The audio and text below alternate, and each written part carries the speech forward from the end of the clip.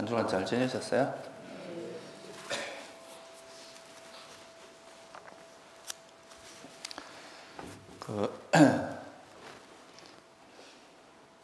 되게 유명한 이제 일화 중에서 우리 선종에서 이제 육조 해능 스님이라는 스님이 있는데요. 그 해능 스님에 대한 유명한 일화가 있는데, 그 이제 두 사람이 어느 그 절에서 이제 깃발을 꼽아 놓은 게 있는데, 그 깃발이 흔들리는 걸 보고 한 사람은 뭐라 그럽니까? 한 사람은 저 바람이 흔들린다, 이제 이렇게 이야기를 하고, 또 한 사람은 깃발이 흔들린다, 이렇게 이제 둘이가 싸우고 있었어요, 절 앞에서. 그때 이제 그 해능 스님이 옆으로 지나가면서, 그때 이 사람은 이제 바람이 움직인다 그러고, 이 사람은 그 깃발이 움직인다 그러면 어떤 것이 맞습니까? 라고 물어보니까 해능 스님이 뭐라고 했느냐 하면, 깃발이 움직이는 것도 아니고 바람이 움직이는 것도 아니고 당신들 마음이 움직이는 거다, 이렇게 이제 이야기를 했다 하죠.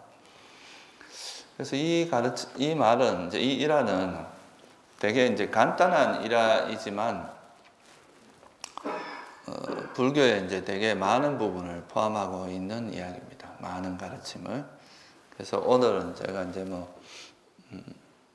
우리가 보통 이제 세상, 그러니까 바깥 세상을 이제 인식하고 살아가는데, 그 세상이라는 것과 이제 이 존재, 나라고 하는 존재의 어떤 관계, 그래서 이 세상이라는 게 도대체 무엇인가 하는 그거를 이해하면, 이제 불교에서는 세상을 어떻게 본다, 그걸 이해하면은 또 그 세상을 바라보는 우리 이제 불교의 관점을 이해하게 되면 그것이 이제 수행하는데도 많은 이제 영향을 줄 수가 있습니다. 그래서 그 부분을 좀 같이 한번 이야기를 해보려고 하는데요. 그래서 이제 이 세상이라고 하는, 우리가 살면서 이래 살아가는 이 세상, 그 세상을 불교에서는 뭐라고 이해했느냐, 부처님께서는 뭐라고 이해했느냐, 이거부터 먼저 간단히 좀 알아보고, 그 다음에 이제 이런 인식과, 우리가 세상을 바라보는 이런 인식과 수행이 어떻게 연관이 되는지를 좀 설명을 드리겠습니다. 나라고 하는 존재에 대해서는 이제 크게 보면, 우리가 부처님께서 이제 태어남이라고, 우리 존재가 태어난다는 것을 설명을 하실 때, 그 나라고 하는 존재가 뭐냐, 태어남이란 뭐냐, 이렇게 말씀하실 때 두 가지로 보통 설명을 하시는데, 한 가지가 다섯 무더기, 그러니까 오온이라고, 나라는 존재는 다섯 무더기다, 오온이다, 이런 말을 들어보셨죠, 그죠? 우리가 아까 반야신경 할 때도 이제 색수상행식이라는 말이 나오는데, 그게 이제 존재는 그냥 물질이라는 요소와 물질이라는 것과 정신, 그러니까 수상행식이라고 하는 그 정신적인 부분, 그 두 가지의 결합이다. 그 두 가지가 조건에 의해서 결합된 것이 존재다, 이렇게 말할 때도 있고요. 또 하나 이제 다른 각도에서 이야기할 때 존재를 또 뭐라고 이야기하느냐 하면 육처로 이야기를 하기도 합니다. 6가지의 감각장소다. 이 감각장소라는 건 요즘 말로 하면 이제 센서라고 이해하시면 돼요. 그러니까 뭔가 바깥 대상을 인지하는 기능, 감각에 뭔가 대상을 파악하기 위해서 뭔가 그거를 감지하는 기능이 있어야 되는데, 그 감지하는 기능이 이제 육처라고 하는 거죠. 그래서 그 육처는 눈, 귀, 코, 혀, 몸, 그러니까 안이비설 신이라고 하는 그 5가지. 이거는 이제 우리 몸을 이루고 있는 요소입니다. 눈도 있고, 귀도 있고, 코, 혀, 그리고 우리 몸에서 느끼는 거. 눈을 통해서는 형색을 보고, 귀를 통해서는 소리를 듣고, 코를 통해서는 냄새를 맡고, 이제 혀를 통해서 맛을 보고, 몸을 통해서 이제 감촉을 느끼죠. 그리고 이제 그거를 또 이제 이런 그 물질적인 자극 말고 정신적인 자극을 이해하는 것을 만호라고 이야기하거든요. 만호. 이거를 지금 이제 우리나라에서는 번역을 안 하고 그냥 이제 초기 불전에서는 만호라고 그냥 그대로 쓰는데, 영어에서는 그냥 마인드로 번역을 합니다. 그러니까 마음하고 같은 말로 그냥 이해를 해요. 근데 용어 자체가 약간 다른 용어라서 중국에서는 마음은 심으로 번역을 하고 이 만호, 마음은 찢다, 빨리어는 찢다라고 하거든요. 이 찢다는 심으로 번역을 하고 만호는 의라고 번역을 했습니다. 의. 그러니까 뜻의자 써서 그 의. 그래서 약간 다르게 번역을 했는데 우리나라 말에는 이제 중국어처럼 그렇게 딱 떨어지는 말이 없어가지고 지금 현재 초기 불전에서는 그걸 그냥 만호라는 용어로 쓰고 있고 이제 영어에서는 그냥 그거를 둘 다 찢다도 마인드로 번역하고 만호도 마인드로 번역을 합니다. 그래서 그냥 뭐 마음이라고 해도 크게 문제는 없어요.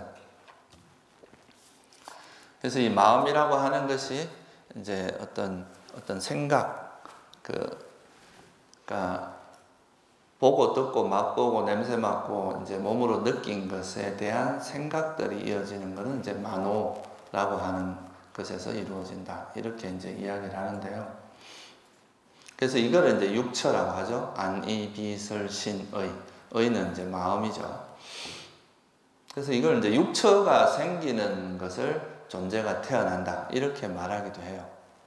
또 한편으로는 이제 오온, 다섯 무더기로.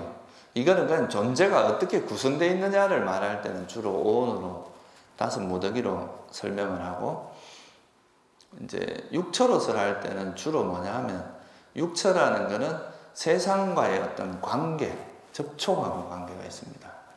여러분들이 이제 바깥 세상을 누가 올 때 저 사람은 누구다라고 아는 것, 또 어떤 소리를 듣고 그걸 아는 것, 이런 것은 다 그것을 감지하는 어떤 감지 센서가 있어야 되는데 그런 측면에서 이야기할 때는 그거를 안이, 비, 설, 신, 의 이렇게 육처로서 6가지의 감각 장소로서 보통 설명을 하죠.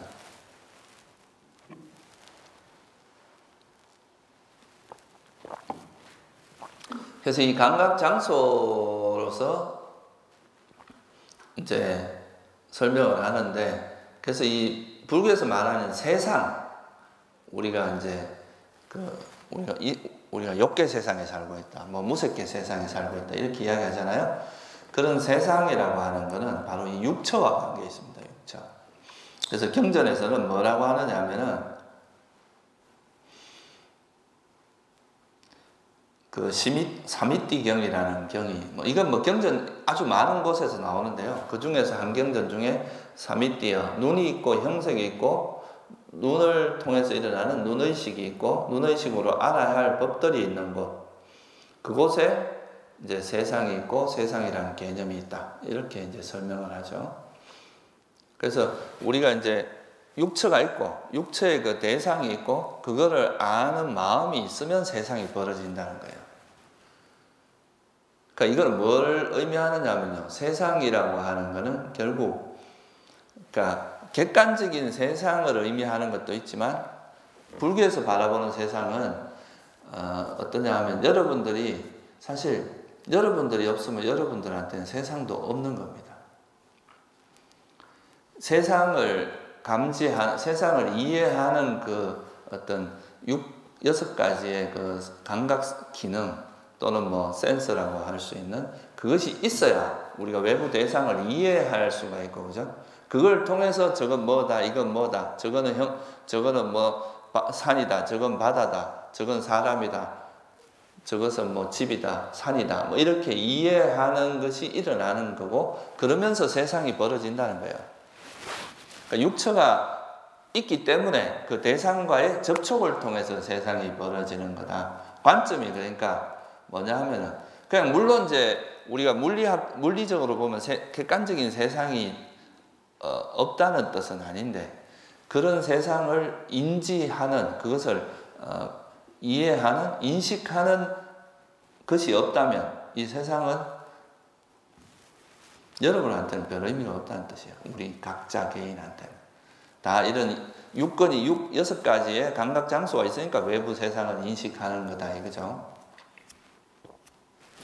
여러분들이 예를 들어서 기절을 해가지고 아무것도 인식하지 못하는 상태에 있다. 그냥 기절을 했다.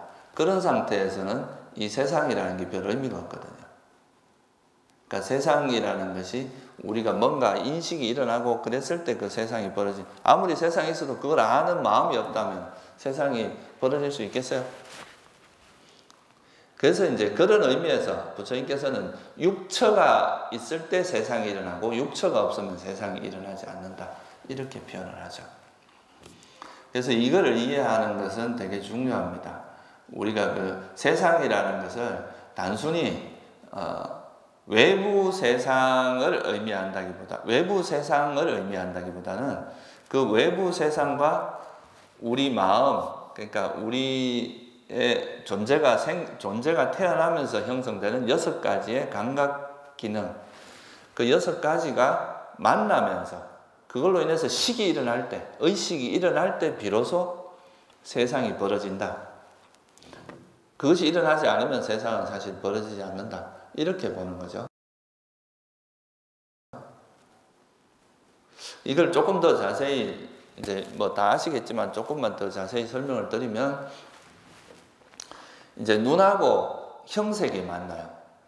그러니까 이제 어떤 형상 같은 게 눈에 비칩니다. 그러면은 그 눈에 비치는 것만 갖고 여러분들이 그걸 알 수 있어요. 예를 들면 기절했을 때 또 후레쉬를 갖고 눈에다 비추면 그 눈에 분명히 그 빛은 비치잖아요, 그죠? 그렇지만 그걸 인식하지 못하죠. 그렇죠?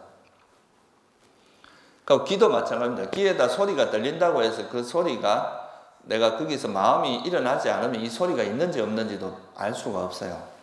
그래서 우리가 이제 어떤 대상을 인식하는 데 있어서는 반드시 뭐가 들어가야 되느냐 하면은 마음이라고 하는, 소리 말해서 의식이라, 뭐 일단 초기불교에서는 마음이나 의식은 같은 말로 이해를 합니다.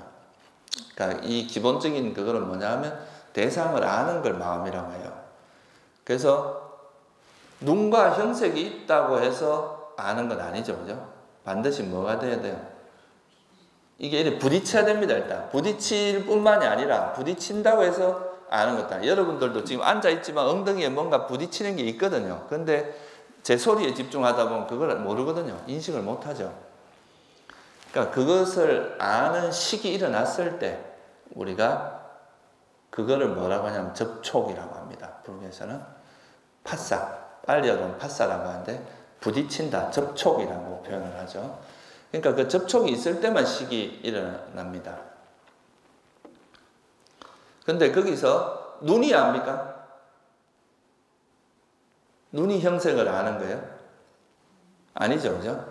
그러니까 눈은 그냥 그 대상을 비춰주는 역할만 합니다. 그러면 그걸 아는 건 뭐가 아는 거겠어요? 예, 그 의식이나 마음이라고 하는 게 알죠. 그리고 귀가 소리를 아는 게 아니죠, 그죠? 귀는 그냥 그 소리를 들어주는, 그러니까 청각 신호를 감지하는 역할만 합니다. 마찬가지로 몸도 어떤 몸에서 오는 자극을 감지하는 역할만 하지, 실제 그걸 아는 건 다 뭐가 하느냐? 6번째 그 감각 기능인 안, 이, 비, 설, 신 중에서 뭐예요? 의. 소위 말해서 만호 또는 마음 또는 의식이라고 하는 이것이 이제 안다는 거죠. 실제 아는 거는 만호가 하는 거예요, 만호. 그러니까 이 마음이라고 하는 것이 아는데, 이 마음이 그걸 대상을 아는 것인데, 특히 눈을 통해서 들어온 그 형상, 그거를 아는 마음을 주로 그걸 아는 거는 뭐라고 표현한다는?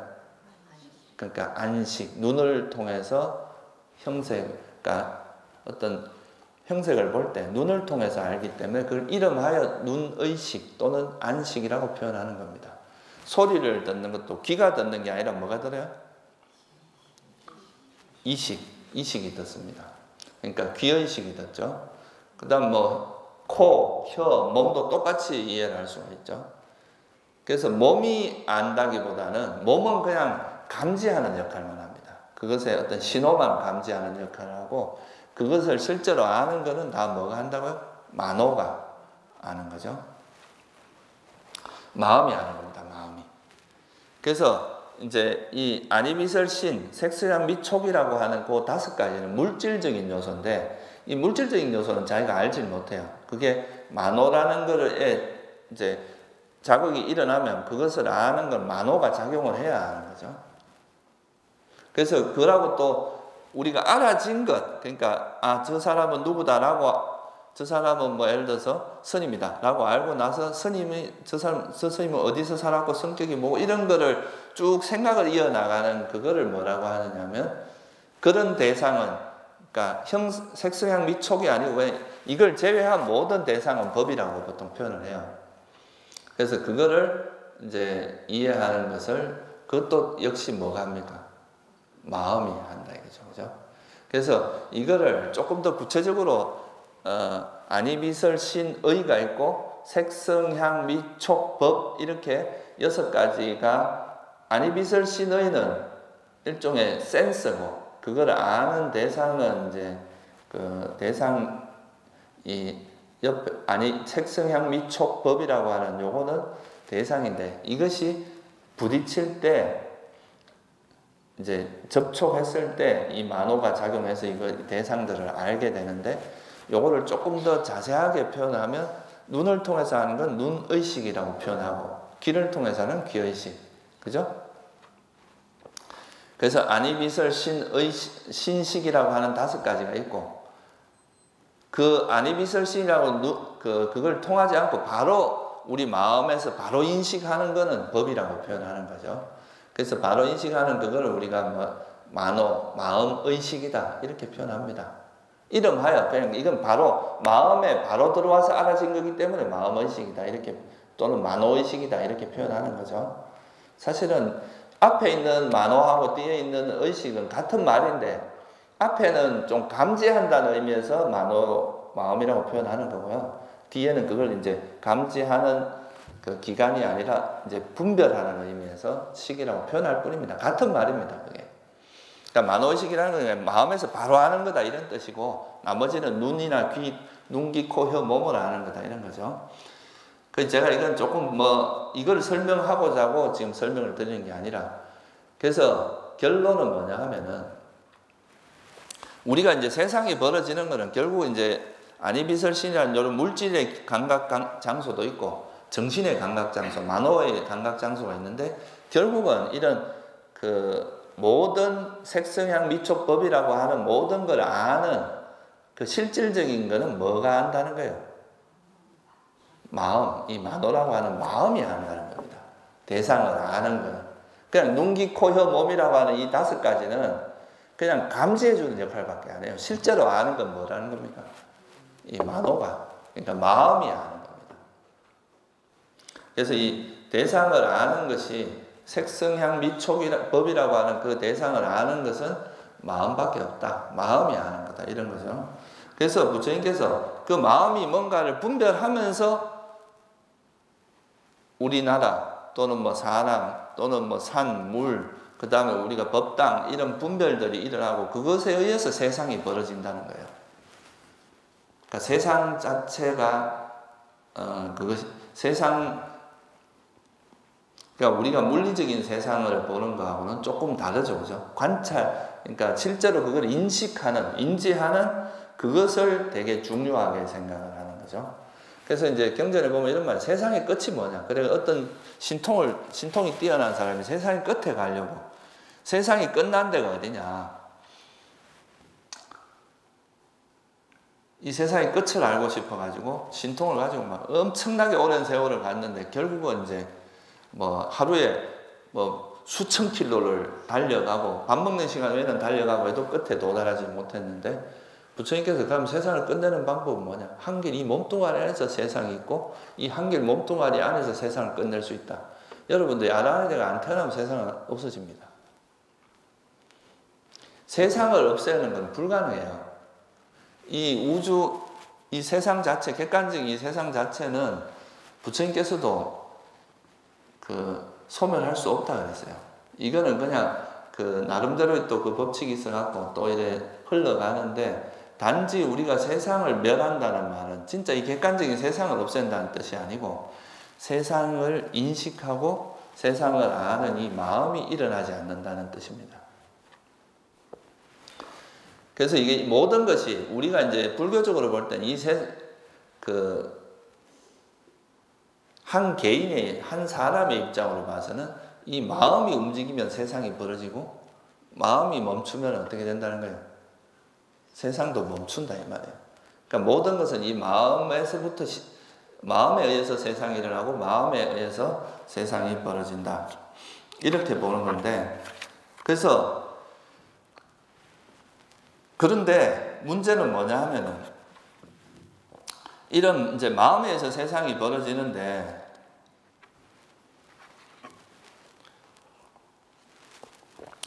거기에 대해서 우리가 이제 이런 접촉을 하다 보면 뭐가 일어납니까? 어떤 대상과 만나면은 제일 먼저 일어나는 게 뭐예요?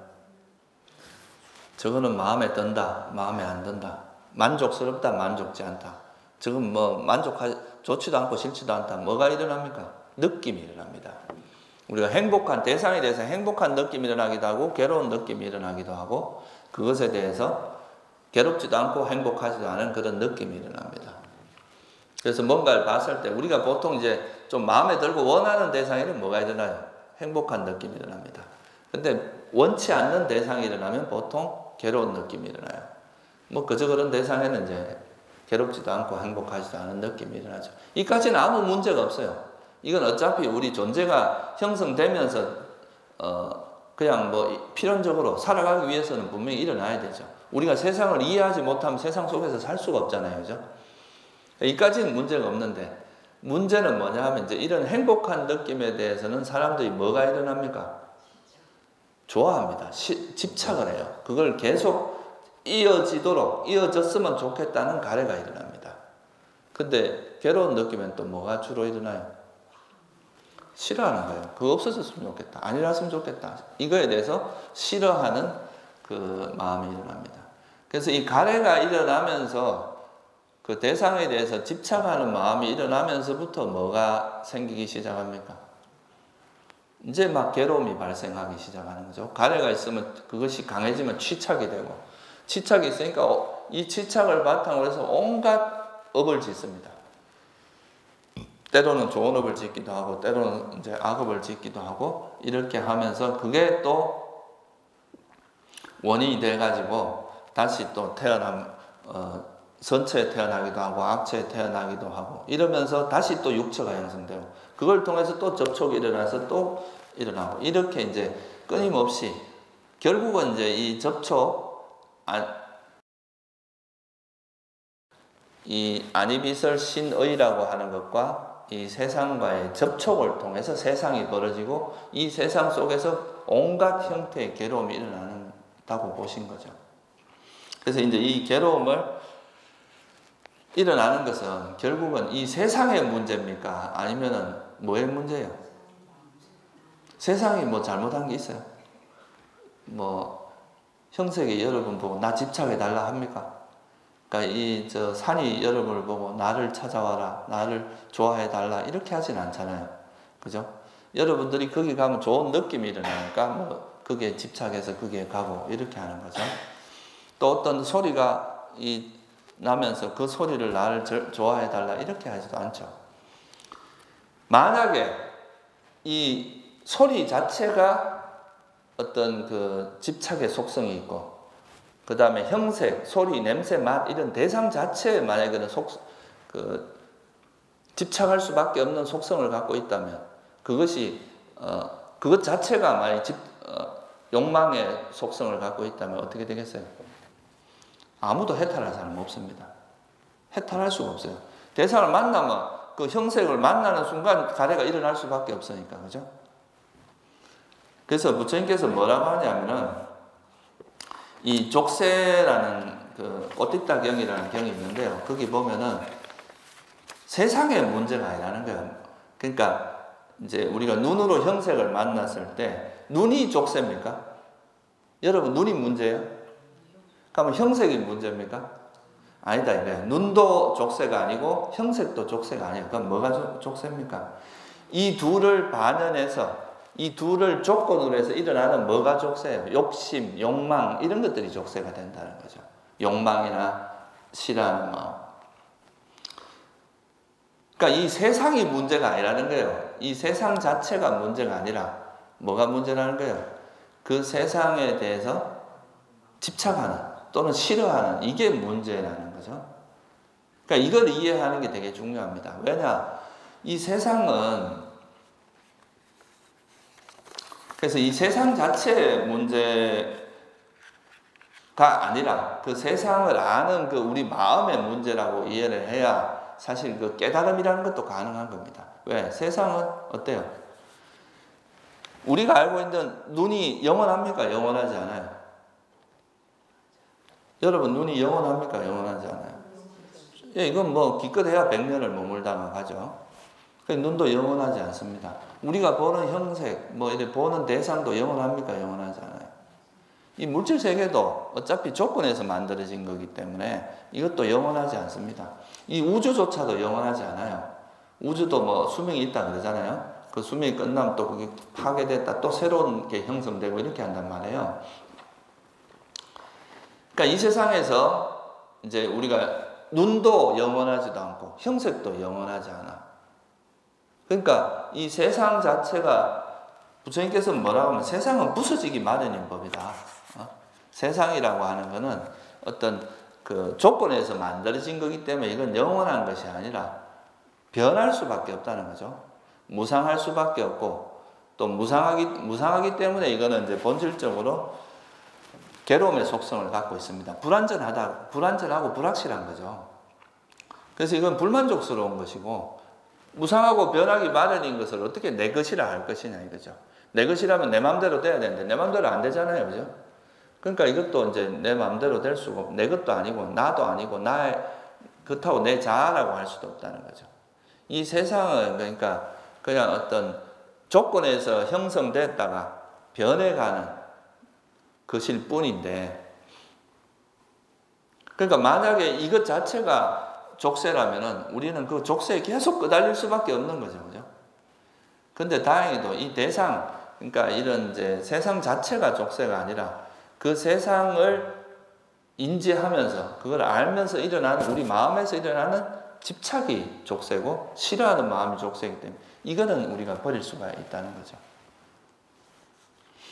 그래서 부처님께서 하신 통찰이 뭐냐 하면은 이 세상은 어차피 여러분 마음대로도 안 되고 이 세상 자체는 무상하고 변하는 것이고 또 이것 자체가 변하기 마련이기 때문에 내 것이라 할 만한 것, 내가 소유할 수 있는 게 아니라는 거예요.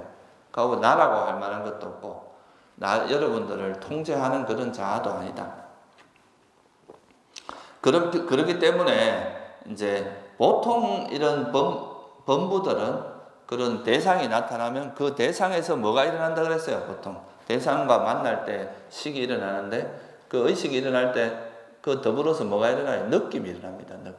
그 느낌 중에서 이제 즐거운 느낌 것은 그런 느낌이 일어났을 때 그거를 어떻게 즐기고 기뻐하고 그러면서 그게 집착을 한다는 거죠. 그래서 그게 있기 때문에 뭔가 괴로움들이 발생한다는 거예요. 세상에 대한 그런 집착으로 인해서.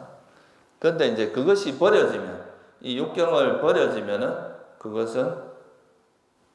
대한 욕탐이 버려지면 왜 이게 이제 괴로움이 일어나냐면 내가 어떤 현재 어떤 좋아하는 상태가 있는데 그것이 어떤 대상을 만났어요. 그 대상을 만났을 때 내가 이것은 영원히 있었으면 좋겠다. 내 것이었으면 좋겠다. 여러분도 그렇잖아요. 뭔가 이렇게 돈이나 뭐 명예나 이런 게 있으면 다 내 것이고 내가 영원히 가졌으면 좋겠고 이런 생각을 가지는데 근데 문제는 뭐냐면 이거 속성 자체가 조건지어진 겁니다. 대상이라는 것 자체가 조건지어진 거지 영원한 것이 아니기 때문에 조건이 바뀌면 어떻게 되겠어요? 사라질 수밖에 없다 이거예요. 여러분들이 아무리 이 몸이 영원하길 바라도 이 몸은 죽을 수밖에 없어요. 또 내가 가진 재산이 아무리 영원하길 바라도 그건 또 조건이 어떻게 바뀌면 또 사라질 가능성을 항상 갖고 있습니다. 여러분들이 가지고 있는 집도 그렇고 여러분들이 소유하고 있는 모든 것이 다 조건 지어진 것이기 때문에 그것이 영원한 것은 없는데 사람들은 좋은 것을 어떻게 하려고 합니까? 붙들려고 하죠. 그죠? 안 놓으려고 하고 그걸 거머쥐려고 하니까 근데 그 속성 자체는 사라질 수밖에 없으니까 사라질 때 뭐가 일어납니까? 괴로움이 일어납니다. 그것에 대한 안타까움이 일어나고 절망이 일어나고 괴롭고 힘들고 이제 이런 마음들이 일어나죠. 그래서 이 부처님께서 말씀하신 그 한마디로 말씀은 뭐냐면 이 세상 자체는 어차피 조건에서 만들어진 것이기 때문에 이거는 변할 수밖에 없고 변할 수밖에 없기 때문에 이거는 속성 자체가 내 것이 아니고 내 마음대로 할 수 있는 것도 아니에요. 세상을 여러분이 바꾸는 것은 불가능합니다. 내가 괴로운데 그 괴로움의 원인을 밖에서 찾으면 어떻게 되겠어요? 세상이 부조리해서 괴롭고 또 세상이 이게 또 너무 이제 뭐 험악해서 괴롭고 내가 돈이 없어서 괴롭고 건강하지 못해서 괴롭고 또 내 자식이 나를 괴롭혀서 괴롭고 물론 그런 것도 괴로움의 조건은 맞습니다. 그렇다고 해도 그런 일이 있다고 해서 다 괴로워하는 건 아니거든요. 사람마다 또 부처님은 뭐 세상에 어떤 일이 있어도 그거에 대해서 괴로워하지는 않거든요. 그래서 그런 것이 괴로움의 원인이긴 맞지만 그것 자체를 내 마음대로 할 수는 내가 원하는 그런 것이 일어나지 않기를 바란다고 해서 그렇게 되진 않잖아요. 그죠? 그래서 이 세상을 바꿔서 내가 행복을 실현하려는 건 불가능해요. 왜냐하면 세상 자체가 조건지어진 거고 무상한 거고 내 것이 아니기 때문에. 그렇지만 이 세상은 내 마음대로 할 수 있지만 여러분들이 마음 좀 노력해서 바꿀 수 있는 건 뭐겠어요? 그 대상을 아는, 대상에 대해서 대처하는 여러분 마음은 바꿀 수 있어요. 내가 원하는 그 대상을 무상하다고 또는 이건 괴로움이고 내 것이 아니라고 그런 지혜가 생기면 이것이 설사 사라지더라도 거기에 대해서 괴로워하지는 않습니다. 부처님이 그렇거든요. 부처님은 어떤 현상이라도 이것이 사라질 수밖에 없다는 걸 아니까 그거에 대해서 괴로워하지 않죠. 부처님의 제자들 중에 아라한들은 부처님이 열반하셨어도 어땠어요? 막 울었습니까? 안 울었어요. 왜? 이 세상에 있는 것은 어쩔 수 없이 사라질 수밖에 없다는 걸 이해하기 때문에 그거를 받아들이고 이해하지 그것 때문에 괴로워하거나 싫어하지 않았다 이거예요. 그래서 이제 세상 자체는 내 마음대로 할 수 없지만 우리가 세상을 대하는, 그러니까 세상을 인지하고 그 세상을 아는 그 마음은 바꿀 수 있다. 그렇기 때문에 해탈이 가능한 겁니다. 세상을 바꾸려고 한다면 해탈은 불가능해요. 왜? 세상은 너무 복잡해서 내 의지대로 될 수도 없고 내가 원하는 조건을 만들어주지도 않습니다. 누구나 다 뭐 내가 많이 가지고 많은 걸 얻고자 하지만 세상이 뭐 그래 됩니까? 얻고자 하는 사람 많고 얻을 수 있는 건 제한되어 있는데 그러니까 끊임없이 경쟁이 일어나 싸우고 이럴 수밖에 없죠. 그런 걸 세상을 어떻게 해서 세상을 내 마음대로 어떻게 구성을 해서 바꾸려고 하는 시도는 일부 할 수 있습니다. 여러분들이 할 수 있는 것은 조건이 될 때 잠시 또는 일부는 바꿀 수 있어요. 그렇지만 근본적으로 그런 세상을 내가 원하는 대로 바꿔서 내 행복을 실현하려고 하는 것은 애초에 불가능합니다. 그래서 부처님께서는 세상을 바꾸는 걸 설하지 않았어요. 뭘 설했습니까? 세상을 아는 데서 그 달라붙어 있는 그 욕심, 탐욕, 성냄 이런 걸 버려라. 그걸 버리는 것이 이제 너희들이 괴로움을 실현하는 것이지 마음을 바꾸는 것은 어려워요. 되게 어려워. 어렵지만 뭐예요? 가능한 일입니다. 불가능한 일이 아니고 진짜 노력만 하면 가능한 일입니다. 그렇지만 세상을 바꾸는 것은 아예 불가능한 일이에요. 변할 수밖에 없는 걸 어떻게 내 마음대로 해요? 그하고 세상은 너무 복잡한 인연들이 얽혀 있습니다. 그 수많은 존재들, 그리고 또 수많은 그런 어떤 외부 조건들이 얽혀서 움직이기 때문에 그걸 내 마음대로 하는 건 불가능해요. 우리가 할 수 있는 것은 그런 세상의 무상함과 괴롭고 내 마음대로 될 것이 아니 내 것이 아니라는 걸 이해해서 그런 거에 대해 집착을 버리고 그거에 대한 성냄을 버리는 건 할 수 있는 일이지만 세상을 바꾸는 건 불가능하다. 이거를 이해해야 여러분들 이제 수행을 하는 것을 이제 좀 수행의 어떤 그 수행에 대한 중요한 프레임을 이해하는 겁니다. 우리가 대상 탓을 하면 안 돼. 대상을 통해서 뭔가 대상을 내 원하는 대로 바꾸려고 한다면 끊임없이 그 대상의 변화에 휩쓸리게 됩니다. 상황의 변화나 이런 거에 휩쓸릴 수밖에 없죠. 여유로워지지가 않죠. 그렇지만 내가 대상에 대한 탐욕이나 성냄이 없어지면 뭐가 나타나도 거기에 대해서 불편해하지 않습니다. 단지 대처할 뿐이에요. 그냥 이럴 때는 이렇게 대처해야 되고, 이런 상황이 나타나면 이렇게 대처하는, 그게 적절한 지혜를 발휘하는 거지, 그걸 좋아하거나 싫어하거나 이런 마음이 그게 개입되지 않기 때문에. 그래서 이제 무슨 수행이든 마찬가지입니다. 우리가 불교 수행이라면 그거는 다 우리 마음을 변화시키는 거지 외형에 있지 않다. 바깥에 뭔가 대상을 어떻게 하려고 하는 시도, 그런 것은 여러분이 성공하기 힘듭니다. 여러분이 늙어갈 수밖에 없는데 안 늙으려고 뭐 보톡스를 맞고 뭐 아무리 해봐야 그거는 일시적일 뿐이지, 그걸 가지고 그건 오히려 더 갈증만 심해집니다.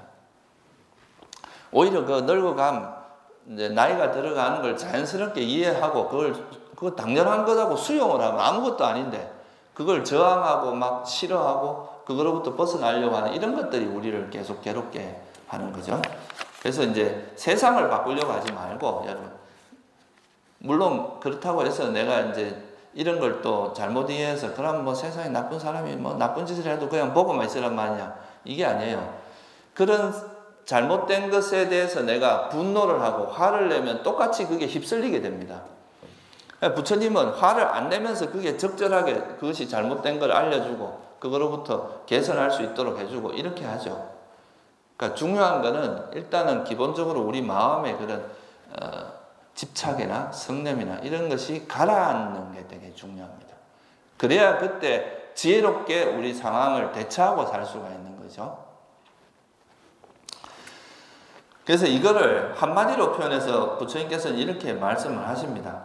이걸 이제 중국에서는 뭐 일체 유심존이 이런 말도 쓰고 했는데, 부처님께서는 비구들이요, 마음이 오염되기 때문에 중생들은 오염되고 마음이 깨끗하기 때문에 중생들은 청정하다. 그러니까 내 마음이 청정하면 세상도 청정하고 다른 사람도 청정해지는데, 내 마음이 오염되면 세상도 오염되고 세상도 내 마음이 청정하면 세상도 청정하고 이제 다른 존재들도 청정해지지만, 내가 오염됐기 때문에 세상이 이제 오염돼가 보이고 남도 오염돼 보인다. 이게 옛날에 이제 뭐 무학대사가 한 이야기인데요. 개 눈에는, 돼지 눈에는 돼지만 보이고 부처 눈에는 부처만 보인다. 이런 말이, 이런 원리를 그러니까 좀 이렇게 해학적으로 표현한 말입니다. 그러니까 우리는 마음이 이제 그런 우리 세상을 바라보는 그 마음이 되게 중요하다는 거예요. 우리가 세상은 내 마음대로 바꿀 수 없지만 세상을 인식하는, 세상을 이해하는 그 마음은 우리가 아주 선하게 바꿀 수 있다 이래요. 그리고 이거는 해야 될 일이고, 이것을 하지 않으면 여러분들이 계속 고통을 겪을 수밖에 없다는 것, 그걸 이해해야 됩니다. 그래서 수행을 하는 것도 우리가 이제 호흡 수행을 한다 그러면 보통은 좀 대상에다 포커스를 맞추는 경우가 많아요. 호흡 수행을 할 때도. 그러니까 그 호흡이라고 하는 이 대상, 여기에만 마음을 두고 여기에만 막 마음을 집중시키려고 하는 이런 방식으로 하는데, 여러분이 집중이 안 되는 게 호흡이 잘못해서 그런 겁니까? 네? 호흡이 여러분을 괴롭혀요? 호흡이 괴롭히는 게 아니라 뭐가 문제가 되는 거예요? 여러분 마음에 있는 그런 장애, 탐욕이나 성냄, 이게 수행을 안 되도록 하는 겁니다. 대상의 문제가 아니에요. 여러분들이 뭔가 수행을 잘못하고 있기 때문에 수행이 잘 안 되는 겁니다. 그거는 뭐 너무 잘하려고 막 집착을 한다거나, 또 막 어떤 좀 안 되는 거에 대해서 화를 내고 짜증을 내고 이렇게 한다거나, 또 옆에서 예를 들어서 옆에서 누가 시끄럽게 조금 뭐 소리를 낸다 그러면 저 소리 때문에 내가 수행이 안 된다. 맞습니까? 맞아요? 소리가 여러분을 화나게 만들었어요? 그러니까 소리에 대해서 내가 화로 반응을 한 겁니다. 그죠? 이런 그 관점이 되게 중요하다는 거예요. 그 조건이, 그 소리가 조건이 되지 않는다, 조건이 되는 거지, 소리가 화는 아니잖아요. 그죠? 소리 자체가 화는 아니거든요. 우리가 그 소리를 듣고 화를 내는 그 마음이죠. 그죠? 그게 문제라는 거죠. 그리고 수행이 잘 안 된다고 막, 나는 왜 이래 안 되지라고 짜증을 내는 것도, 그것도 다 뭐예요? 우리가 그 상황을 어떻게 이해하는 거예요? 짜증으로 반응을 하는 겁니다. 화로서. 그러니까 거의 대상의 문제가 아니라 이제 우리 마음의 문제인데, 사람들이 그런 것을 정확히 인지하지 못하고 호흡 수행을 할 때도 그 대상에만 계속 몰두하려고 하면 이 대상에 집중하기 위해서 내가 해야 될 내 마음가짐이나 마음 상태를 교정할 생각은 안 하고 어떻게든 빨리 집중을 해서 뭔가 결과를 얻으려고 하는 쪽으로 마음이 쓰이지게 됩니다. 그럼 우리 마음속에 여전히 집착이 있고 여전히 화가 있는데 어떻게 그 수행이 되겠어요? 그건 대상의 문제가 아니라 우리 마음에 있는 그런 잘못된 마음 상태를 길들여서 그것이 이제 바른 마음 상태로 되도록 하면은 저절로 이제 마음이 그 호흡에 집중이 될 수밖에 없는 상태가 된다는 거죠. 그래서 이게 이제 이런 세상에 대한 이해도 우리가 마찬가지입니다. 이런 세상은 어차피 무상하고 괴로움이고 변하기 마련이기 때문에 내 것이 아니다 이렇게 생각하면 이런 어떤 대상이 나타나도 거기에 대해서 별로 어떻게 좋아하거나 싫어하는 마음을 일으키지 않는 것이 기본입니다. 그래야 우리가 마음이 평온해지거든요. 근데 뭐 조금만 옆에서 시끄러움이 나타나면 또 화로 반응하고, 조금 또 수행하다 좀 잘 되면 거기에 확 집착을 하고, 또 뭐 내가 좋아하는 어떤 생각, 앉아있다가도 좋아하는 생각이 떠오르는 대상이 나타나면 또 그걸 막 즐기는 쪽으로 흘러가. 이런 습성들을 교정해 나가는 게 뭐가 되겠어요? 그게 수행입니다. 그런 잘못된 습성들을. 근데 그런 거는 교정할 생각은 안 하고 이제 이 결과에만 자꾸 마음이 가는 이런 건 다 뭐겠어요? 욕망이 작용하는 겁니다. 기본적으로 자기가 원하는 게 있기 때문에 자꾸 그런 식으로 작용을 하는 거죠. 그게 아니라 지혜롭게 수행을 하면은 그렇게 되지 않죠. 그래서 우리가 이제 이 호흡 수행을 하는 것도 마찬가지로 호흡 수행이라는 방편을 가지고 호흡이라는 방편을 가지고 우리가 수행을 하고 있지만 실제로는 그 대상을 하나의 매개체로 해서 우리가 세상과 관계하는 방법을 배우는 겁니다. 이게 바르게 세상에 대처하는 방법을 배우는 거죠. 그래서 예를 들어서 내가 막 생각이 막 딴 생각이 움직이면 그런 생각들이 일반적으로 세속 같은 내가 좋아하는 거면 계속 좋아하는 대로 흘러가겠죠. 그죠? 흘러가게 내버려 두겠죠.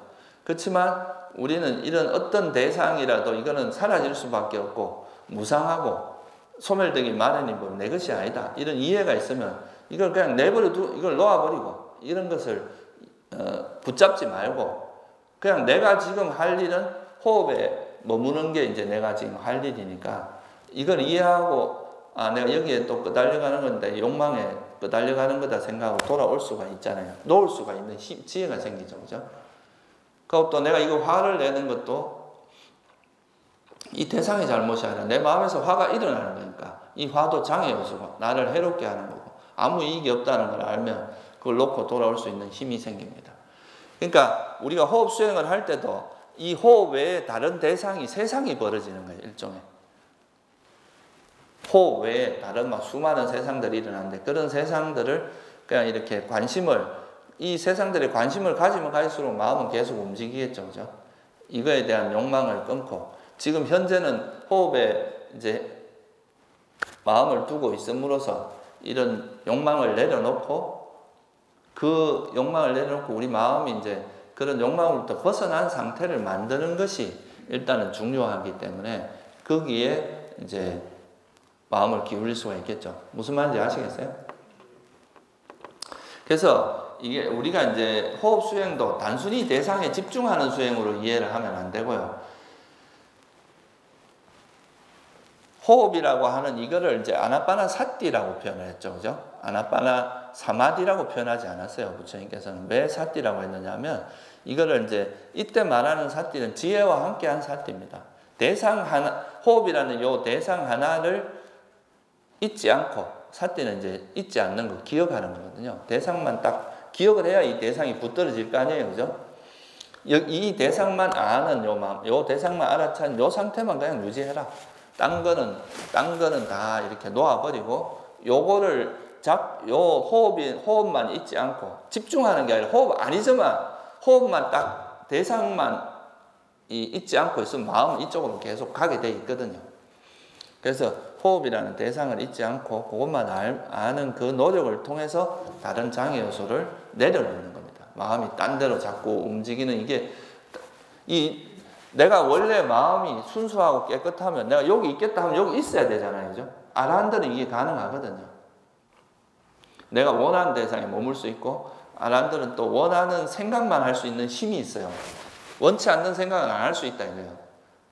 그러니까 여러분들이 그렇지 못한 건 왜 그렇겠어요? 이 마음에 있는 이런 번뇌가 계속 이렇게 우리를 괴롭히고 그거를 내버려 두지 않으니까 그런 거잖아요. 특히나 이제 이 장애 요소라고 하는 감각적 욕망이라든가 성냄. 이거는 감각적 욕망과 성냄은 하나는 붙들려고 하는 거고 하나는 막 실어서 밀쳐내는 마음이에요. 또 하나는 뭐 덜떤과 후회. 그리고 해태혼침. 해태혼침은 마음이 부웅 뜨는 거고. 해태혼침은 마음이 이렇게 완전 이렇게 무기력해지는 상태고 덜떤 후회는 마음이 떠버리는 상태입니다. 그러니까 업다운을 시키는 거죠, 우리 마음을. 그게 해태혼침과 덜떤 후회예요. 그러니까 의심은 막 우리 마음을 막 여기 가만히 있지 못하고 계속 돌아다니게 만듭니다. 그래서 이런 것들을 가라앉히면 사실 호흡에 내가 머물려고 하는 그 마음이 있으면 그게 저절로 머물러지는데 이런 것들이 계속 딴 데로 마음을 움직이게 하니까 이것이 이제 장애 요소라는 이런 마음들을 길들여야 돼요, 여러분들이. 이걸 어떻게 하면 이해하고 이 길을 길들여서 이 말이 이제 예를 들어서 말이 이렇게 있는데 이 야생말을 길들일 때는 뭐가 필요합니까? 일단은 어느 정도 말뚝을 하나 갖고 있어야 돼요. 말뚝을 갖고 있는데 이 말뚝을 가지고 이렇게 잡아놓고 여기다가 이 나무를 매요. 이걸 경전에서 어떻게 비유를 하느냐면은 6개의 동물이 있는데 6개의 동물을 중간에 이렇게 튼튼한 끈으로 매갖고 중간에다 그냥 매듭만 매놓는 거예요. 그러면 어떻게 되겠어요? 힘센 놈이 끌고 가겠죠. 6 동물 중에서, 그죠? 그러니까 한 번은 1번, 2번, 3번 6개의 동물이 있다면 1번이 셀 때는 1번으로 끌려가고 2번이 세면 2번으로 끌려가고 이렇게 하겠죠. 그렇죠? 그게 뭐냐면 우리가 이제 아니비설신의 6 동물은 아니비설신의를 표현한 겁니다. 그러다가 만약에 모양이 강하면 모양 쪽으로 가고 소리가 강하면 소리 쪽으로 가고 이게 이제 6 동물이 끌려가는 거예요. 근데 이걸 어떻게 하냐면 근데 이렇게 그냥 매듭만 내면 이런데 이 매듭 중앙에다가 딱 말뚝을 박아 놓습니다. 그럼 어떻게 하겠어요? 이 말뚝을 딱 박아 놓으면 이 동물이 아무리 끌고 가려고 해도 말뚝 주위에서 놀아나지 말뚝을 넘어서 도망가지 못할 거 아니에요. 그죠? 그렇죠?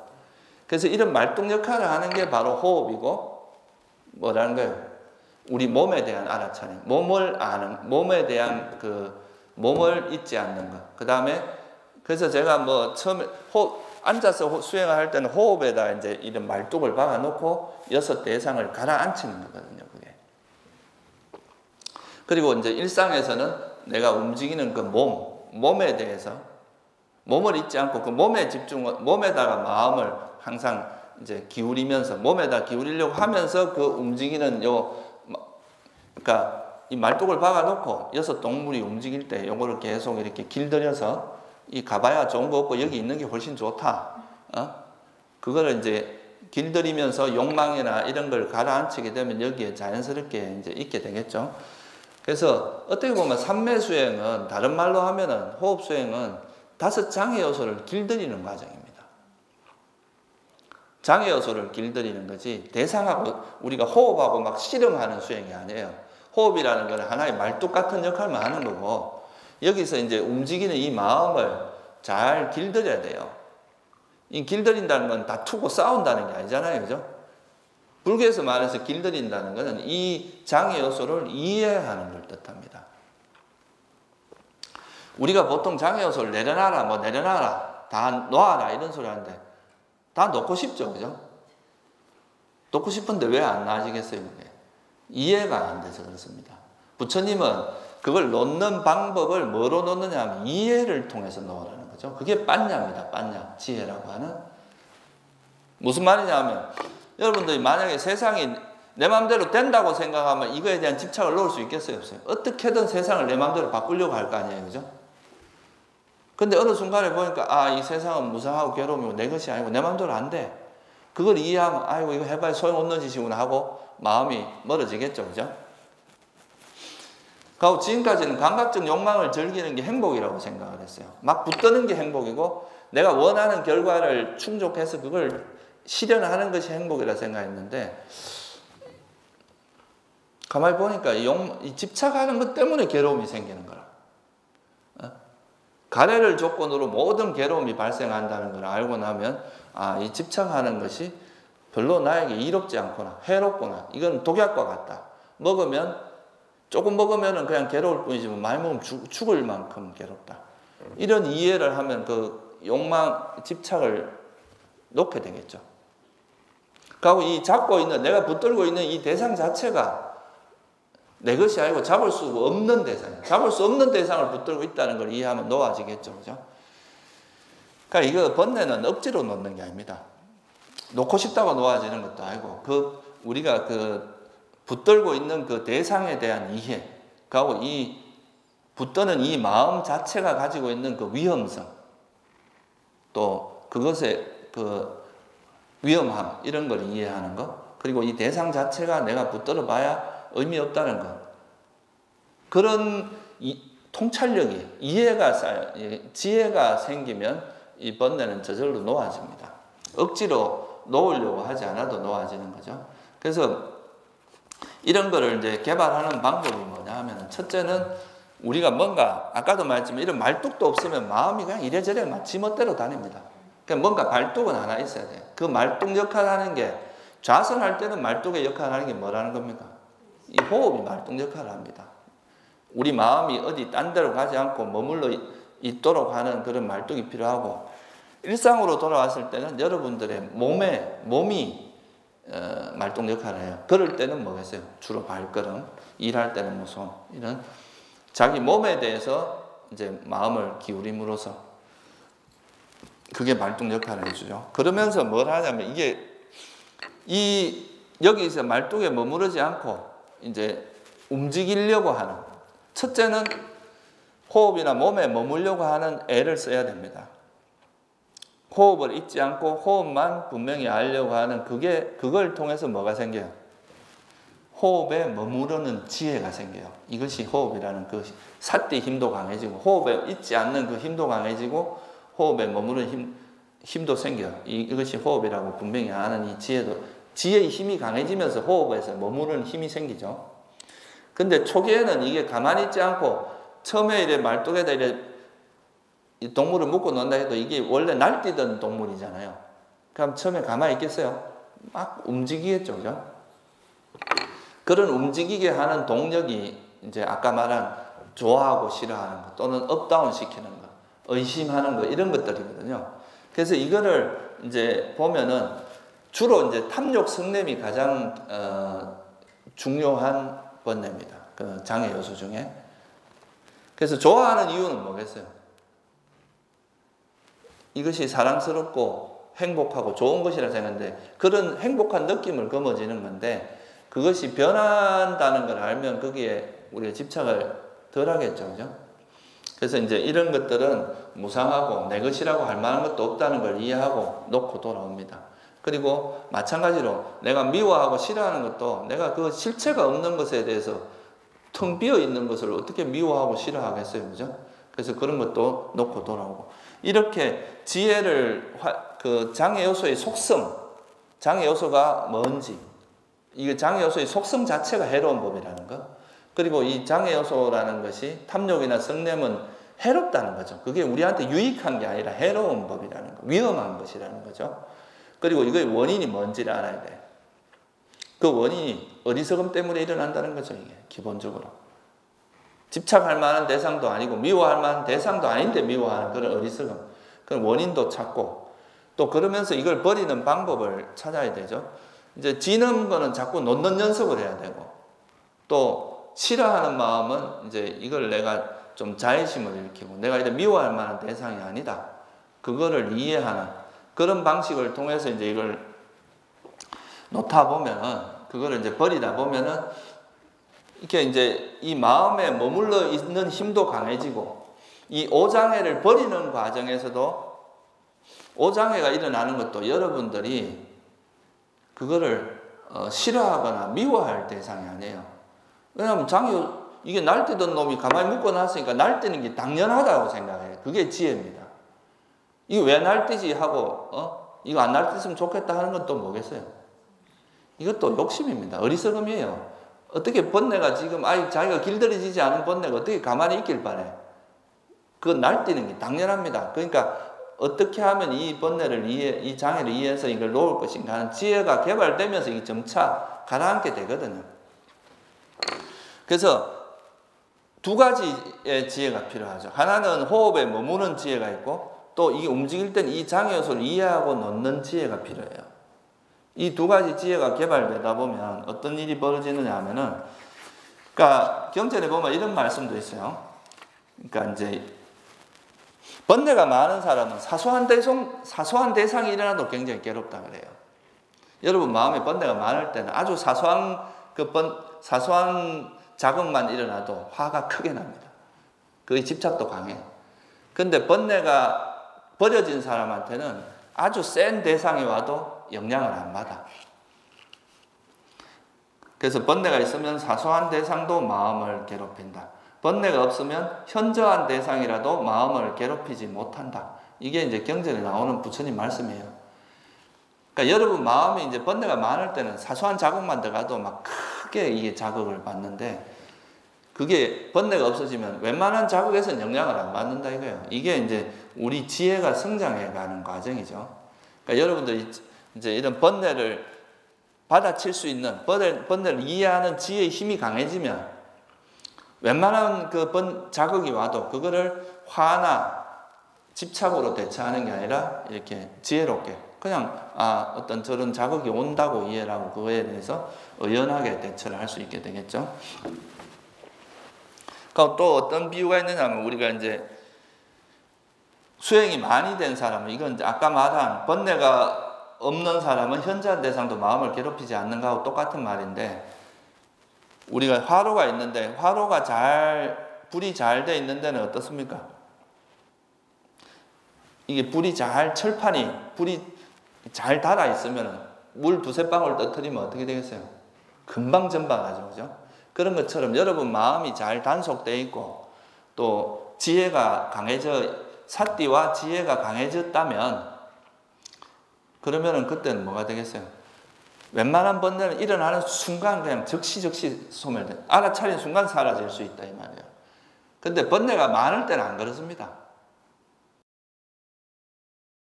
되게 시간이 걸려요. 그게 사라지는 데까지. 왜 이게 시간이 안 걸리고 안 버려지냐라고 화내는 건 뭐가 되겠어요? 그게 어리석은 겁니다. 시큰 번뇌 다 일으켜 놓고 번뇌를 금방 일으키는 것도 아니고 한참 일으킨 다음에 알아차렸다고 없어지길 바라는 건 그건 바보입니다. 바보. 그게 아니죠. 왜냐하면 번뇌가 일어나는 순간에 알아차리면 그건 금방 사라져요. 그런데 이제 번뇌 일으킬 때를 다 일으켜 놓고 그게 금방 사라지길 바라는 건 어리석은 거죠. 그래서 이제 이 말이 의미하는 건 뭐냐면, 호흡에 대해서 이제 이렇게 우리가 마음을 두고 이 호흡에 머물러 있는 그 지혜와 사띠의 힘과 지혜의 힘이 있어요. 그 힘과 그리고 이제 이걸로부터 계속 도망가는 오장애를 내려놓는, 오장애를 버리는 그 지혜의 힘이 있어요. 이 오장애를 이해하고 내려놓는 그 지혜의 힘이 강해질수록 점차 오장애는 힘을 어떻게 되겠어요? 약화되고, 오장애는 약화되고 이 호흡에만 머물러 있는 그 힘은 강해질 거 아니에요, 그죠? 그러면 아주 미세한 장애가 움직여도 금방 알아차리고, 이건 금방 달구어진 그 철판에 물이 튀는 것처럼 금방 사라집니다. 그냥 보자마자 이건 알아차리면 바로 사라지. 그렇게 해서 이제 점점 가다 보면 그걸 통해서 삼매에 들게 된다 이거예요. 그러니까 이 호흡 수행도 제가 말씀드린 건 대상이 아니라 뭐가 중요하다는 거예요. 이 호흡이라는 대상은 하나의 방편이다 이거예요. 그걸 통해서 우리 마음에 있는 장애를 버리는 그 지혜, 호흡에 머물려고 하는 지혜, 그 다음에 호흡에서 머물지 않고 움직이는 그 장애를 이해하고 버리는 지혜, 그 지혜가 성장하면은 저절로 이제 나중에는 삼매가 이루어지는 거지. 그래야 이 수행하는 과정이 이제 계속 정화되어 가고, 거기서 여러분 수행의 감각을 익히는 겁니다. 그러니까 이런 수행을 통해서 익혀지는 첫째가 뭐냐 하면은, 이 중도 수행에서 중도란 말의 처음이 뭐냐면 삼매를 바탕으로 한 수행입니다. 그러니까 벗어남의 행복. 그러니까 어떤 대상이 나타나도 그 대상에 대해서 막 집착을 하거나 싫어하는 게 아니라 그냥 이렇게 평온한 마음으로, 좋아하지도 않고 싫어하지도 않고 평온하게 대상을 바라보고, 이건 유익한 대상이면 내버려 두고, 그러니까 유익하지 않은 대상은 버리는 쪽으로만 작용을 하는 거죠. 이렇게. 그렇게 지혜로서 작용하는 이런 훈련이 되는 거예요. 그러니까 어떤 대상이 나타나도, 좋은 대상이 나타나도 그거를 그냥 이건 사라지기 마련인 법이라고만 이해하고 돌아올 수 있는 그런 지혜의 힘이 생기는 거고, 싫어하는 대상에도 보통은 화를 낼 대상에도 화를 내지 않고 그냥 그거를 이거는 성냄이라고 알아차리고 그냥 돌아올 수 있는 힘이 생기는 거죠. 그게 이제 어떻게 보면 중도의 감각을 익히는 겁니다. 어떤 대상에도 우리가 좋아하고 싫어하는 것 없이 대처하는, 여기서 예를 들는데 이제 내가 좋아하는 대상이 나타나는데 그걸 집착을 하고 집착이 일어나는데 또 그걸 화를 내면 이건 어떻게 되겠어요? 계속 그 대상에 휩쓸리겠죠, 그죠? 근데 이걸 이제 그런 거 없이 바라보게 되면 적절하게 대처를 해서 이걸 놓고 돌아올 수 있는 힘이 생기잖아요. 그래서 우리가 좋아하고 싫어하는 거 없이 그런 대상을 대처하는 그런 이제 노하우도 익히는 거고, 또 하나는 그런 속에서 항상 행복한 마음으로 수행하는 그런 노하우를 익히는 것도 돼요. 집착을 안 하고 화를 안 내면 그 자체가 우리 마음에서 평화를 줍니다. 우리는 계속 좋아하는 게 나타나면 집착하고 싫어하는 게 나타나면 막 싫어하는 이런 마음으로 계속 살아왔기 때문에 그런 게 우리를 괴롭게 만드는 건데, 그냥 뭐가 나타나든 간에 그냥 평화롭게, 이건 버려야 될, 이거는 이제 놓아야 될 대상이라면 놓고 돌아오고, 그런 지혜가 생기는 거죠. 그러니까 이게 욕망이나 탐욕이나 성냄이 작용하지 않으면 그런 지혜가 작용을 할 수 있는데, 그게 있으면은 그게 잘 안 돼서 그런 거죠. 그리고 이제 이런 마음이 있으면 이제 선정에서 삼매를 닦고 나서 그 삼매 상태에서 이제 그런 좋아하고 싫어하는 이런 없는 마음에서 또 자기가 수행했던 그 상태를 이렇게 돌아보면서 반조를 하면 그걸 통해서 또 지혜가 생길 수 있게 되겠죠, 그죠? 그래서 제가 오장애를 구체적으로 이제 어떻게 버리고 이런 거는 이제 앞으로 차차 좀 설명을 드리겠지만, 이건 이제 전체 개요에 대해서 제가 좀 설명을 드린 겁니다. 우리가 호흡 수행을 한다는 것이 단순히 어떤 그냥 대상에만 포커스를 맞춰서 집중만을 개발하려고 하면 대부분 실패해요. 그러면 자기 마음을 컨트롤하는 능력이 안 생기고 어쩌다가 집중이 잘 될 수도 있는데, 어차피 지속적으로 여러분 마음에서 장애 요소는 여러분을 괴롭힙니다. 때로는 집착이 일어나고 때로는 화가 일어나고. 그런데 그런 상황마다 이 오장애를 어떻게 내가 대처해서 이거를 놓고 호흡으로 돌아올 수 있는 이 노하우를 익히면 이게 이제 우리 오장애를 길들이는 거고 마음을 길들이는 거거든요. 이렇게 길들여 나가다 보면 어떻게 되겠어요? 어떤 상태든지 이제 내가 이 마음을 이렇게 길들여서 호흡에 선정해도 될 수 있고, 일상으로 돌아오면 호흡에만 머물러 있는 건 아니고 일상에서는 그냥 현재 일어나는 거, 현재에 그냥 현재에다 이제 마음을 둘 수가 있는데 현재에 머물 수가 있죠. 현재 머물면서도 어떤 대상을 만나도 좋아하는 거 없고 싫어하는 거 없이 대하는 이런 연장선상에 있게 됩니다. 그게. 그런 걸 통해서 우리가 이제 지혜가 개발되고, 그걸 통해서 이제 여러분이 진짜 이제 성장을 하는 거죠. 어떤 상태에서도 아무리 좋은 대상이 나타나도 집착 안 하고, 내가 원치 않는 대상이 와도 그거에 대해서 싫어하지 않는 이런 노하우가 터득이 되면, 그게 앉아서만 그게 적용이 되겠어요? 일상에서도 적용이 되고, 일상에서도 또 일상에서 그런 노하우가 또 앉아서의 또 영향을 줄 수가 있겠죠. 그죠? 그래서 이 수행이라고 하는 것은 그런 이제 현재 일단 머무는 것이 기본이 됩니다. 현재 머무는 가장 좋은 방법은 몸에 알아차림을 하는 거예요. 우리 몸을 앉아서는 호흡이 제일 뚜렷하니까 호흡을 하는 거고, 일상호에서는 자기 몸의 행위, 걸어가면 걸어가는 거, 앉아있으면 앉아있는 거, 그런 이제 몸의 동작에 마음을 기울이는 걸 현재에 머무는 게 이제 그게 말뚝 같은 역할을 해주는 거죠. 그걸 바탕으로 해서 우리가 어떤 그 호흡 수행을 할 때는 그러니까 다른 대상이, 호흡 외에 다른 대상이 나타나면 그걸 놓고, 이것은 이제 내가 또 다른 대상을 즐기려고 하는 마음이라고 하고 놓고 돌아오면 되는데, 일상에서는 계속 호흡에만 머물러 있을 수는 없잖아요. 그죠? 그럴 때는 우리가 뭐 누굴 보면 아는 척도 하고 뭐 말도 하고 행동도 하지만 단지 그 행위 자체 외에 다른 좋아하거나 싫어하는 이런 게 없게 하는 거예요. 아니, 저 인간 왜 저리 보기 싫어, 뭐 이건 마음에 들어, 이런 게 아니라 그냥 그런 마음 없이 행동하는 그런 이제 또 훈련이 되는 거죠. 그런 것이 쭉 이렇게 행주자와 어느 때나 이어지다 보면 그런 게 이제 여러분들을 성장시켜 주는 겁니다. 수행은 그런 게 이제 점차 언제 어느 때나 중도적인 감각, 그러니까 중도의 바탕으로 살아가는, 좋아하고 싫어하는 거 없이 그냥 어떤 살아가는 그런 이제 힘이, 그런 지혜가 생기게 되는 거죠. 그래서 그 중국 선사 중에 제가 도신 스님인가, 도신 스님일 거예요 아마. 신신명이라고 있습니다. 신신명. 거기 보면은 되게 유명한 구절이 있는데, 지도무난, 지극한 도는 어렵지 않다. 무난, 어려울 난자거든요. 유혐간택, 단지 혐오한다, 싫어한다, 간택함을 싫어한다. 간택한다는 건 이건 좋고 이건 싫고, 이건 마음에 들고 이건 마음에 안 들고, 이런 게 간택이죠. 그죠? 단막정해, 단지 막 하지 마라, 말막자거든요. 정해, 싫어하고 좋아하는 그것만 하지 않으면 통년 명백하다. 통년이 명백해진다. 모든 게 다 명백해진다. 이런 이야기를 하죠. 그거를 이제 신신명에서 나오는 첫 구절입니다. 신신명이 뭐 30몇 개의 시로 이루어져 있는, 많은 시로 이루어져 있는데 그 첫째 그 개송인 거예요. 그래서 여러분들도 이제 우리가 수행을 할 때는 뭐 수행 방편은 이제 몸이 우리가 몸을 기준으로 하는 것이 가장, 현재 머문다는 건 결국 자기 몸에 머무는 겁니다. 그래서 몸의 기준으로 해서 일상에서는 그 몸을 기준으로 해서 좋아하고 싫어하는 마음이 움직이면 그게 장애라고 알아차리고 이걸 놓고 돌아오는 이 노하우를 익혀나가는 거예요.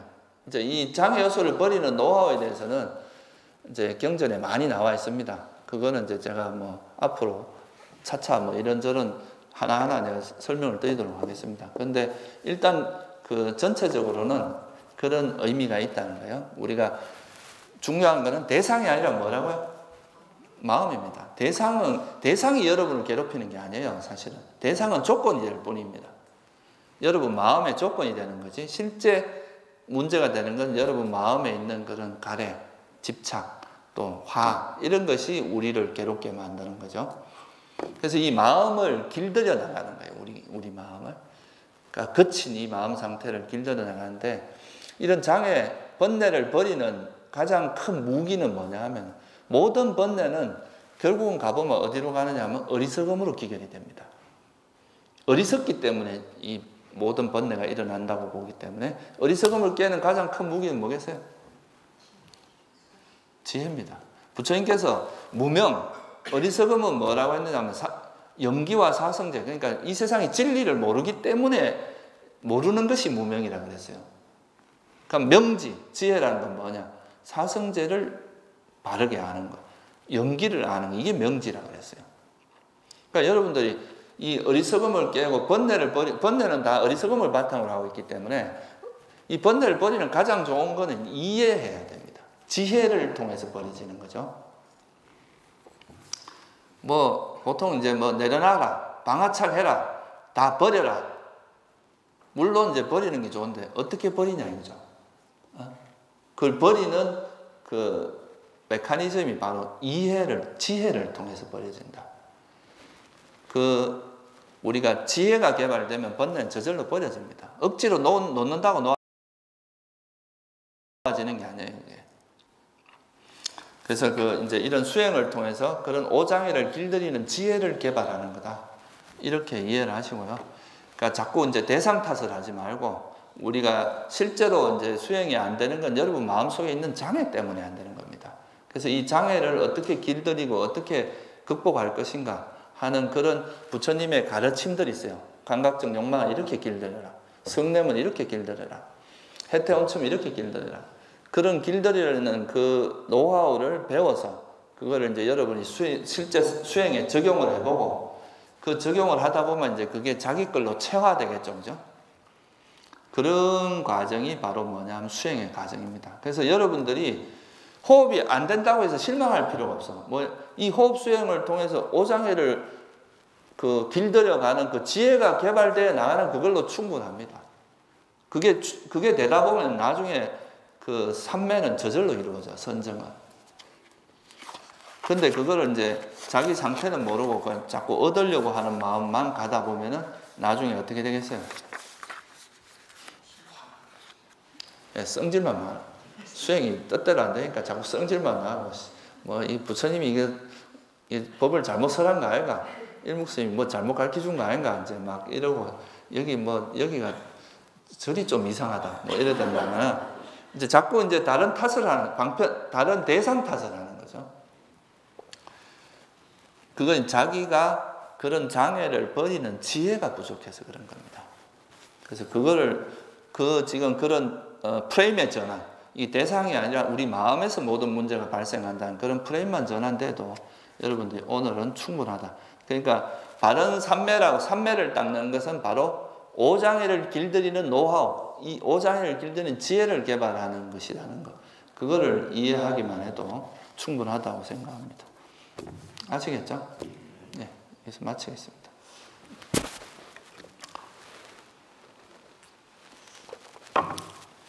혹시 질문 있으세요?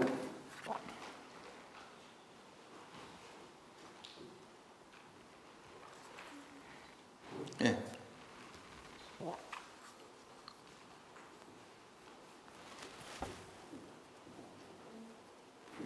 오늘 법문보다 요즘에 수행할 때, 아까 타마타 호흡 수행을 할 때는 요즘에는 망상은 별로 많이 안 뜨거든요. 네. 그래서 호흡을 보기는 수월한데 반면에 이렇게 생각 그런 게 안 나고 호흡만 보다 보면 해태혼침이 더 강하게 드러나는 것 같아요. 그래서 또 호흡은 몸 감찰이고, 그러니까 주로 생활할 때는 몸을 감촉대상을 알아차리면 호흡을 또 결국에는 몸 알아차림이 되니까 그건 하고 있는데 해태혼침이 나타났을 때는 정신 상태가 더 이제 보이거든요. 해태혼침의 상태가 딱 보이는데 그때는 이제 눈이 무겁고 정신이 좀 이렇게 딱 이렇게 가라앉는 느낌이 들면서 아 그렇구나 하고 호흡으로 돌아오려고 해도 이미 이게 맑은 상태가 아니니까 쉽게 와지지도 않고 그러니까는 만약에 사마타 수행을 안 하고 이렇게 잘 거면 빠져서 잠을 자게 되는 거니까 거기에 빠지는 거고 사마타 수행을 할 때는 이 상태가 벗어나려고 노력을 하다 보니까 어떻게 보면 성냄에서 싫어하는 상태가 또 들어가고 놓고 관찰을 하려고 하면 또 이제 관찰이 안 되는 거죠. 그러니까 해태혼침이 드러났을 때가 굉장히 상태는 분명하게 보이는데 호흡으로 돌아가려고 노력을 해요. 예, 그게 이제 해태혼침의 특징이 뭐냐 하면은 정진을 없애게 만들어요. 그 해태혼침의 반대가 정진이거든요. 바른 정진. 해태혼침 우리 마음을 무기력하게 만들기 때문에 그런 정진력을 떨어뜨리고, 그래서 보통 여러분들이 그 감각적 욕망을 즐기고 막 그게 빠져 있다 보면 나중에 아무것도 하기 싫어지죠. 그죠? 그게 욕망과 함께한 해태혼침이 자기도 모르게 그 해태혼침이 막 이렇게 깔려서 그렇거든요. 그러면 아무것도 하기 귀찮아져. 지금 가서 뭘 해야 되는데 가끔 가다 보면 그런 거 있잖아요. 게임 하다가 애 밥도 안 주고 해갖고 굶어 죽인. 실제 그런 뉴스가 난 게 있거든요. 그게 거기에 욕망에 빠지다 보면 그 욕망의 달콤함에 빠져서 해야 될 일을 안 하게 돼요. 그게 이제 해태 원침이거든. 그래서 해태 원침을 극복하는 방법 중에서 우리가 이제 칠각지에 보면 택정희가 있죠, 그죠? 택정희, 택법각지, 정진각지, 희열각지. 그 다음에 경정평이 있어요. 경안, 이건 고요함이라고 표현하게 돼요. 고요함이나 편안함. 그 다음에 그 삼매, 집중된 상태가 있고, 그 다음에 평온한, 좋아하고 싫어함이 없는 평온한 상태가 있는데, 해태 혼침에 빠진 상태에서는 오히려 고요하게 가려고 하면 더 그쪽으로 가요. 그러니까 이때는, 그러니까 부처님께서 이렇게 마음이 해이할 때는 뭐를 개발하라 그랬어요? 택정희를 개발해라. 마음이 해이해질 때는. 그러니까 마음이 너무 덜떨 때는 뭘 개발하라? 경정평을 개발하라.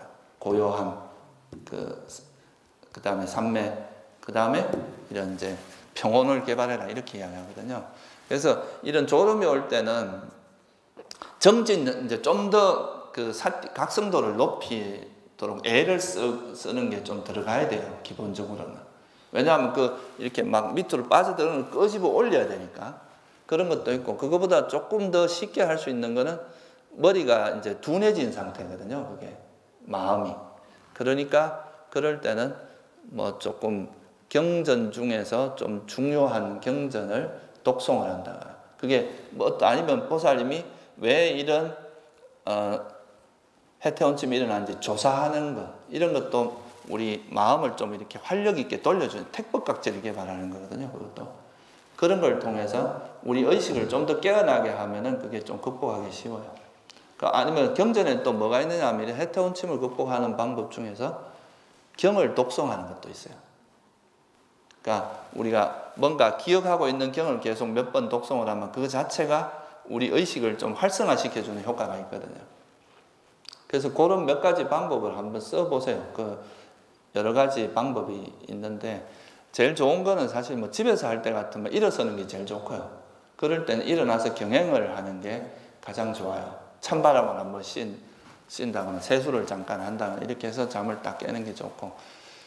근데 이런 정신적인 거는 이렇게 극복을 하면 되는데 또 하나 이제 사람들이 되게 많이 오해하는 것 중에 하나가 이게 해태원침이 몸 때문에 오는 것도 많거든요. 그러니까 몸이 잘 돌봐지지 않아서 오는 경우도 있어요. 그러니까 피로가 쌓였다거나 또는 뭐 여러분 좋아하는 음식의 적당량을 모르고 많이 먹었다거나 이런 몸에서 이제 문제가 있어서 오는 경우도 있기 때문에 그런 경우는 몸을 좀 케어해 줘야 돼요. 만약에 이제 피로가 쌓였다 그러면 그럴 땐 차라리 좀 쉬어주는 게 한 뭐 10분이나 20분이라도 잠시 잠을 자고 다시 수행하는 게 더 깨끗해요. 그리고 이제 좀 너무 앉아서 몸이 좀 피곤해서 수행이 잘 안 되고 이래 따분해서 오는 경우도 있기 때문에 그런 경우는 또 이 수행에 대해서 좀 기쁨을 개발한다 할까? 이게 내 수행을 하는 것에 대한 얼마나 이게 행복하고 좋은 일이냐? 뭐 이런 걸 할 수도 있고. 그래서 그 반대되는 상태를 일시적으로 좀 해줌으로써 극복을 하는 것. 처음에는 그렇게 하다가 나중에 되면 이제 조금만 정신을 차려도 되고 또 이게 지금 보살님 같은 경우 이제 수행이 이제 막 이렇게 발전해 나가는 과정이라서 그런데 그게 어느 정도 이렇게 완전히 좀 마음이 조금 더 집중이 되고 빛도 생기고 이 정도 되면 해태원침은 거의 없어져요. 리미타가 생길 정도는. 그때 남는 거는 거의 그러니까 수행이 이래 보면은 오장애 중에서도 제일 오래까지 괴롭히는 건 그 감각적 욕망이고, 왜냐면 생각이 계속 움직이려고 하는 이런 에너지가 남아있거든. 이걸 놓는 게 되게 어려워요. 그래서 이걸 놓는 거를 보통 우리가 레꼬라고 하거든요.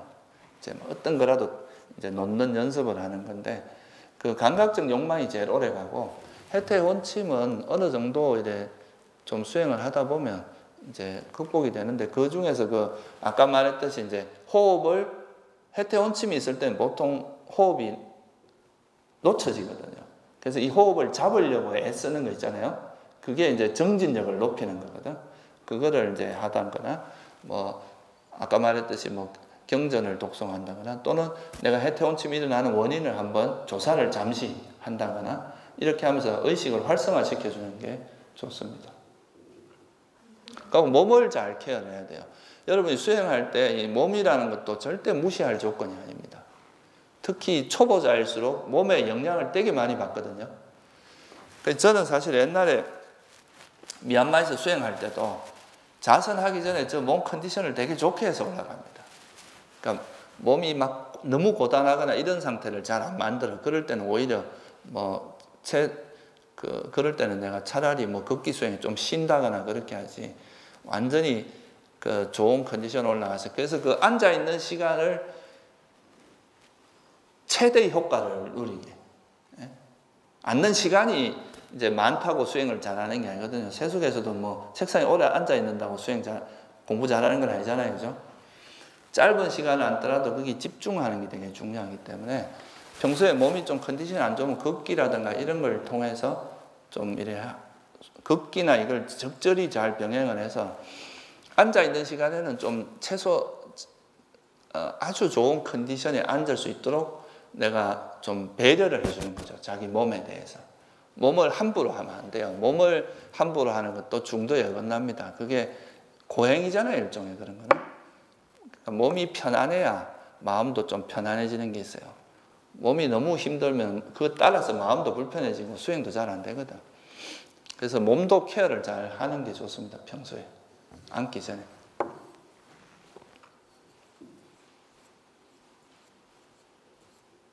갈수록 이제 그 호흡에서 아까 말했듯이 호흡에 머무는 지혜와 오장애를 버리는 지혜가 강하면 강할수록 나중에는 이게 그렇게 많은 에너지가 필요한 게 아니라 딱 마음이 움직이는 순간부터 이렇게 금방금방 캐치가 돼요. 그러면 그때 적시적시 놓고